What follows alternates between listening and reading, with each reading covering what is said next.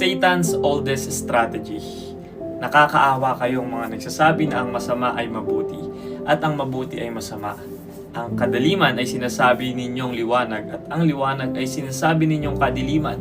Ang mapait ay sinasabi ninyong matamis at ang matamis ay sinasabi ninyong mapait. Nandito tayo ngayon sa mundo na ang pagpapalaglag ay tinatawag ng choice. Your body, your choice, okay lang yan, tama yan.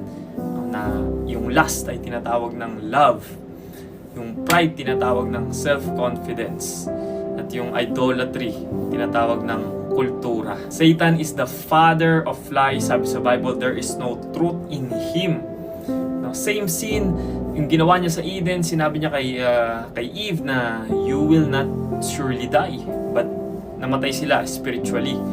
Nire-rebrand niya lang yung sin para magmukhang okay, tama, pwede, but still abomination sa mata ng Diyos. Kasuklam-suklam sa mata ng Diyos. Mga kapatid, ito ay paalala lang na ang sukatan ng tama at mali ay hindi opinion ng mundo, kundi ang salita ng Diyos na hindi nagbabago. What God said is sin. Kapag sinabi ng Diyos na kasalanan yan, your opinion, my opinion, it doesn't matter. Kahit sino pa tayong tao, kahit ikaw pa yung pinakamatalino tao sa buong mundo, hindi po natin pwedeng palitan ang salita ng Diyos. 2,000 years ago, kung anong sinabi ng Diyos na kasalanan, ay kasalanan pa rin ngayong araw. God's word is unchanging at ang Diyos po hindi nagbabago.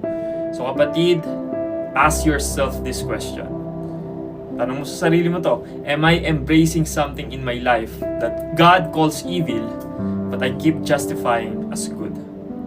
Ito lang ay paalala kapatid. God bless you.